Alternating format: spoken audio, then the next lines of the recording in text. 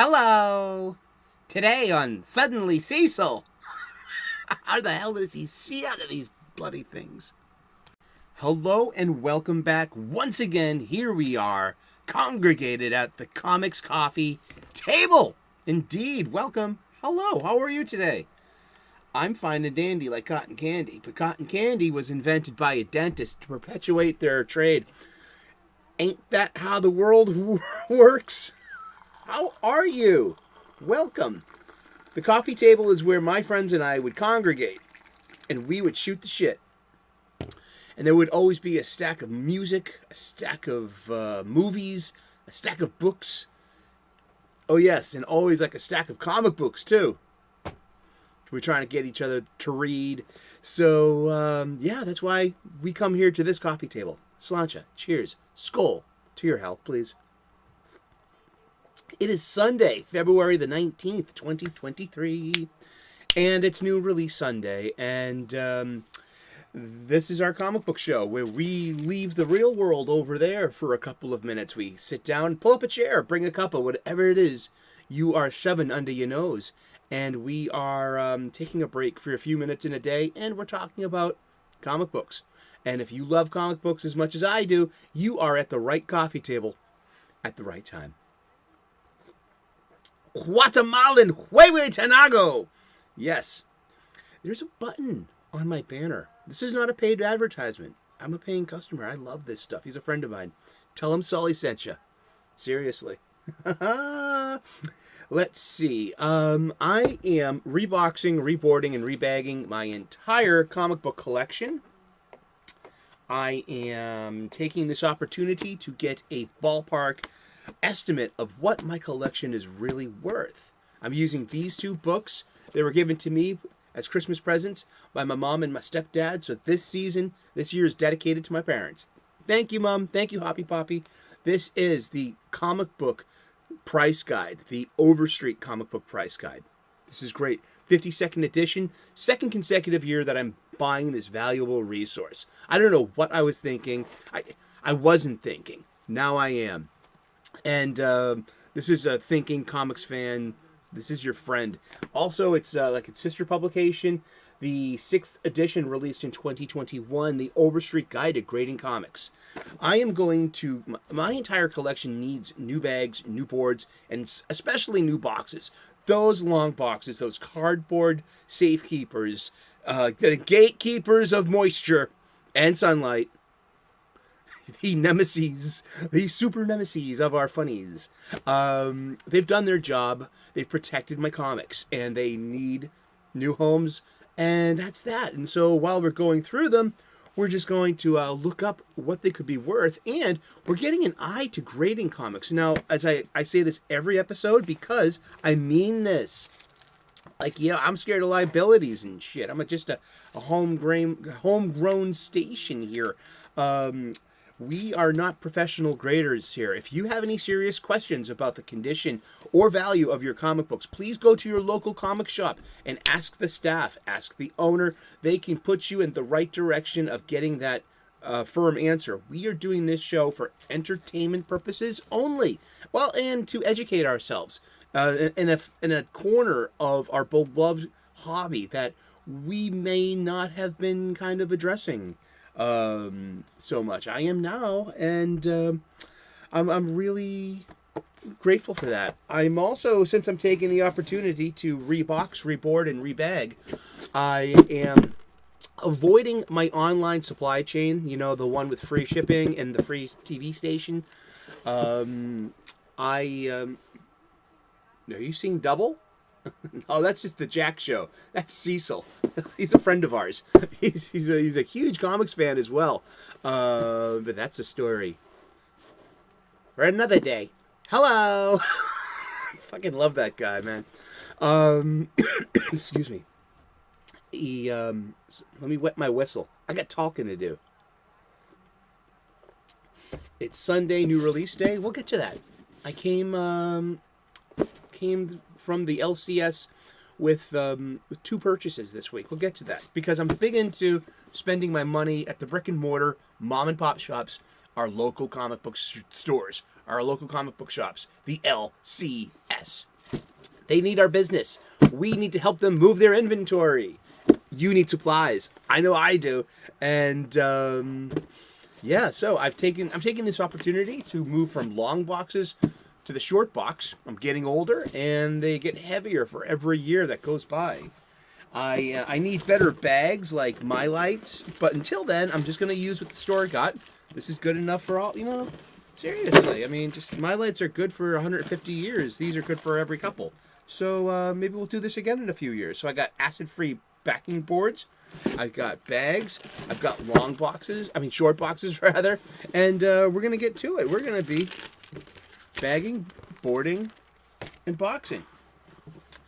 And as soon as we get our funny books home from, actually I didn't because I read it a few times.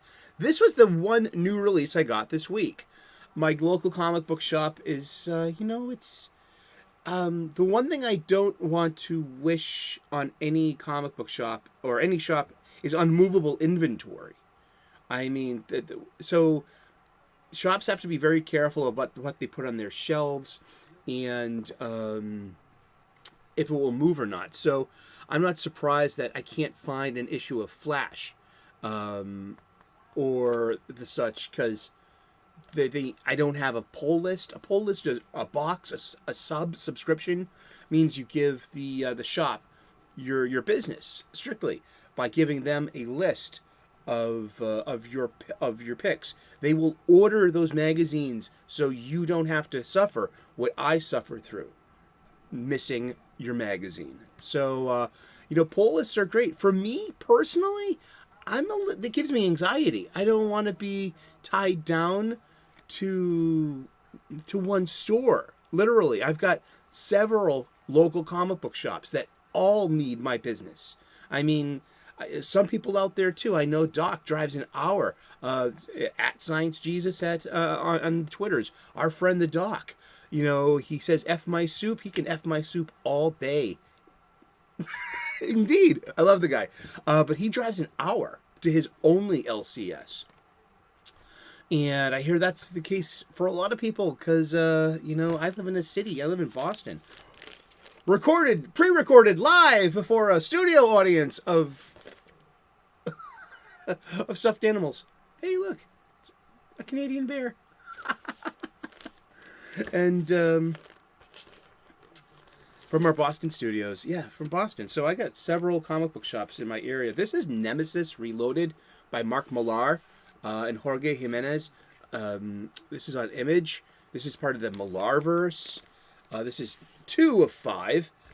This is a sequel /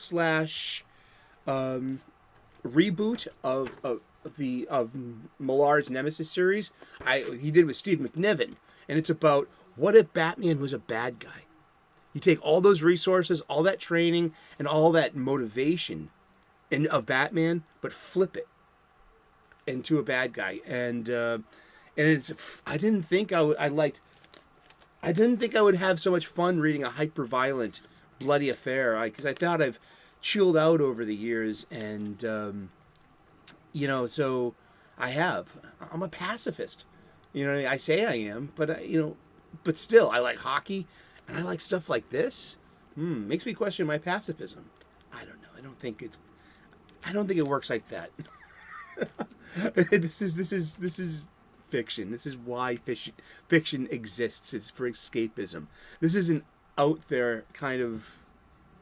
It's an adventure tale, and will it end well for our bad guy? Who knows? We're gonna find out in 3 more issues. But I'm tuned into this. This was the only new release I got this week for new release week. I'm still waiting to catch up on Flash 792, the Flash 1 Minute War special, and a couple of other things like Nightclub number 3 for $1.99 by Mark Millar and and Juanan Ramirez on Image Comics. And they're doing something new. They're trying to, Mark Millar says he's not making a bloody dime off of this because of the cover price. Yet to sell a $1.99 comic book, just let's see where it goes. It went back to a second printing, so that's a good thing. And it's good to keep stuff on the shelves of our comic book shops that sell, that move. I have a few different comic book shops, so I don't have to get a pull list. I bailed on a pull list about over a decade ago. I had a sub at New England Comics in Harvard Square, dearly departed. We were gathered here to celebrate this thing we call comic book life. Electric word, comic book life, it means a long time. And I'm here to tell you there's something else. The back issue bin. A world of never-ending happiness. You can always see the sun, day or night. That's it. I was just being... That's Prince. Let's go crazy. Purple Rain. That's why we tune in. For the antics. But, so while I was at my local comic book shop... Oh, yeah. I was... had just come back to comic books in 2001. Mid-2001. It was 2004 or 5. 2005. It was between 04 and 05. I got laid off of work. I took a break from the kitchens and I was working at Harvard Law School in an office. Kind of like reminded me of Chris Pratt in that very show.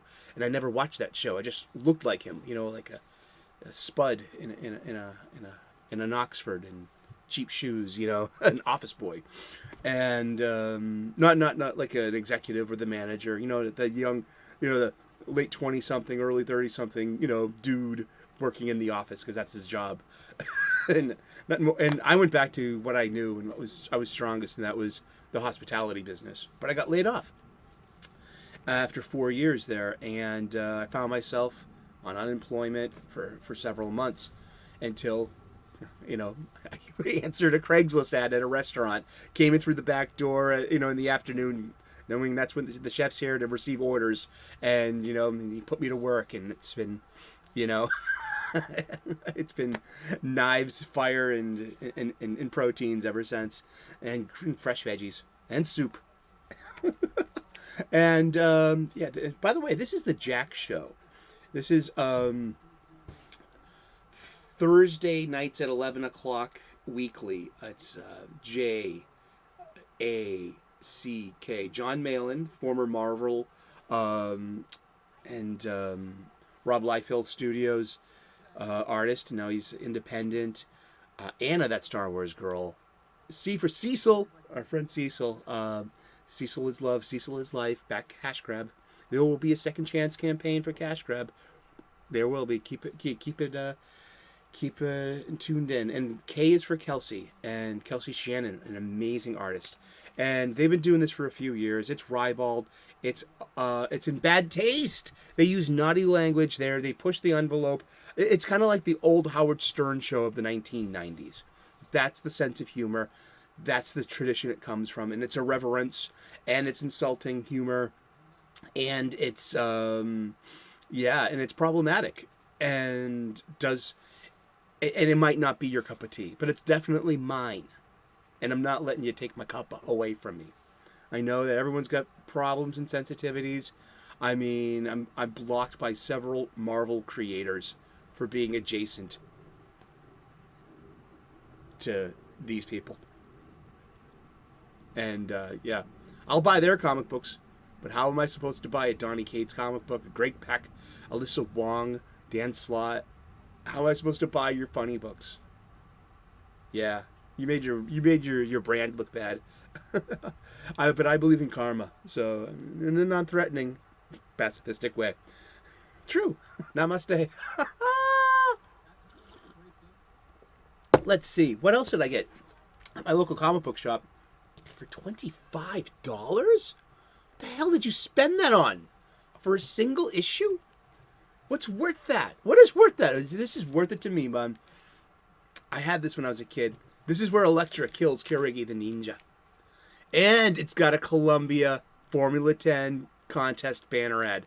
I had this when I was a kid, 8 years old. Summer of 81, going to summer camp, getting this literally off the spinner rack.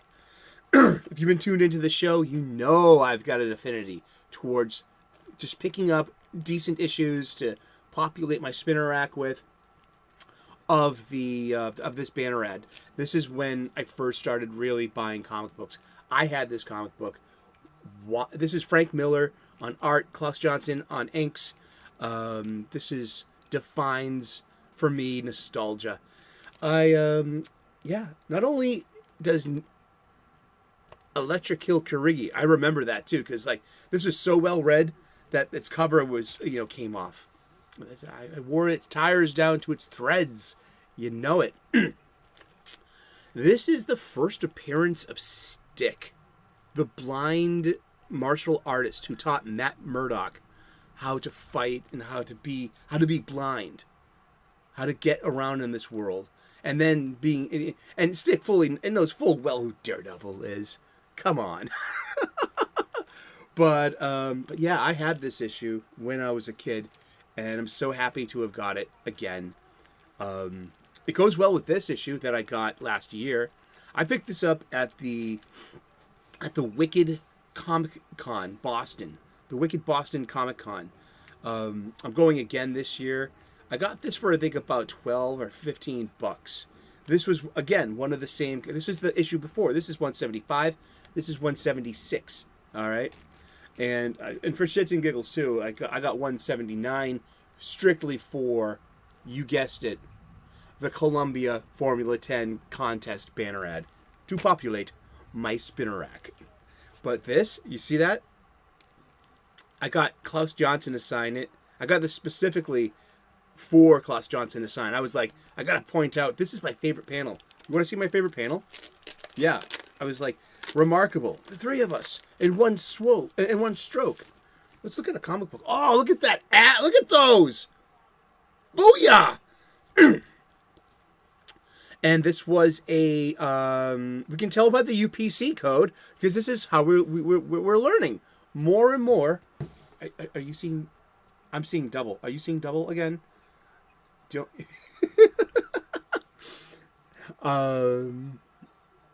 I got this, yeah, and so I got Klaus Johnson to sign it at Wicked Boston Con April 2022, and then I got Frank Miller to sign it at Fan Expo Boston in August, and he shared a nice anecdote with me. People say sometimes he's grumpy, and I guess that's true, but he was pure sunshine with me for like 3 minutes. He talked to me for 3 minutes. There's a line behind me, man. I got to ask him about, is there any more Dark Knight coming? He was like, give me one of those Superman winks, if you say so, Jimmy. Something like that. That was comic book cool. I got a cool moment with Frank Miller. But yeah, let's look at this. This is ancient internet for the young people tuning in. If this is, we would mail away for catalogs, and everything was done, with. Megan Lee's watching this. Look at that Spider-Woman. She loves Spider-Woman. Great character, Jessica Drew. Megan, if you're watching, there's a cartoon out there voiced by Joan Van Ark. She was a popular character actress in the 70s and 80s. Look at that comic book sale. Mile High Comics. They're still in business, dude. But yeah, this is how we would find... This is ancient internet. Look at that. And then you would just... Yeah. Isn't this cool? List expires November 30th, 1981. Call toll free for a free catalog. Yeah, catalogs. That's what the internet really is a giant catalog. Oh, look at this Frank Miller art, and this is when Maddie met Elektra, that's Foggy Nelson. I love that face on Foggy Nelson. I love this Frank Miller art, man. Here we go, and I got to point this out. To Frank Miller and to Klaus Johnson. This one right here, remarkable. The three of us. With but a single stroke. And I can hear the thump. And just look at that huge onomatopoeia at the top. Onomatopoeia, a word that's spelt the same way it sounds. In that picture there. Look at that, it's so 80s. Look at that, it's so moody. Look at the lighting. I mean, I just love, I love the ninjas. And then, this is the early 80s. And that began, there was this huge craze of like ninja movies and things. I got a stack of them. Shokasugi. This was the stuff of 80s, like, late-night TV. And I got this one, too. Yeah, strictly for the cover. And you can see this is where the price jump goes up from 50 cents to 60 cents. Also, I got this. I remember getting this one off the spinner rack as well. You got an issue of Moon Knight with, you guessed it, the Columbia bike ad. And I picked this up for like $8 or so, because that's like the going rate on like really good quality. Like, this is great. I mean, no dings. Good spine. This spine looks so much better than any of my comic books. Why? It's been in a freaking bag and board. I should have, these things need boards, you savage. Yeah. Let's see. Oh, wow. Look at this. Yeah, and showing up from across the street over on his own title, we got Daredevil. And Snap-Tight model kits. Oh, awesome. Writer by Doug Mensch. Oh, art by Bill Sienkiewicz. Now, he did so he did the inking, too. This is early Sienkiewicz. Oh, look at this Sienkiewicz art. Oh, sweet. And this was a 50 cents comic book, too. I remember getting this. Oh. Hubba Bubba Bubblegum. There we go. Ads. Perch asked recently, should ads come back to comic books if that meant a better comics price? I agree. Also with the nostalgic factor of ads. They're real anchors to Jack Show. Thought I'd change it up. I'm catching up on the Jack Show. So yeah, Thursdays, 11 a.m., 11 p.m. rather, and it's adult humor. And it's ribald, and it's not for everyone. But I wake up at 3:30 in the morning on any workday, Monday through Friday. So when I wake up at 3:30 in the morning, they're wrapping up the Jack Show, usually. They're usually drunk, belligerent, obnoxious. I mean, like I said, it might not be your cup of tea, but it's most definitely mine. And I'm glad that you've chosen to have a cuppa with us today, talking about comic books. And yeah, so I got 2 new releases. I got 2 things on new release day. Let's be specific. I got Nemesis Reloaded, number 2 of 5. Really good. It's fun. It's escapism. No way in hell would this should ever be part of the real world. Or, I mean, these Earths, these fictional places are usually utopias or dystopias. Meaning, and they're no places. They don't exist. I mean, utopia literally means no place. And I picked this up, too. So I got to spend about $30 at my local comic book shop this week. That was my spend. I do need more. I'm going to get more bags. I don't need more boards right now, but I definitely need more bags. So hopefully the Mylars will come in soon. Maybe I was going to make in the spirit of the Jack Show, like my train of thought got derailed, but that's just, yeah. We're going to wrap it up right there. That's great. Thank you so very much for tuning in today. We've been talking about comic books, and you guessed it. We're going to talk about comic books every day for the rest of the year. So tune in tomorrow, 3 p.m. U.S. Eastern, and we'll find out who we're talking about when we turn the page tomorrow, and we will see you in those funny pages. Please like and subscribe. I would love to earn your subscription. We make daily content here. We talk about comic books daily, 3 p.m. U.S. Eastern. Click on those notifications and ring that bell. Pull up a cuppa. Pull up a chair and have a cuppa at our coffee table. And please be careful when drinking hot beverages around all this paper stuff. You know what I mean? And you have a great day. We will see you again tomorrow in those funny pages. Cheers. Bye-bye.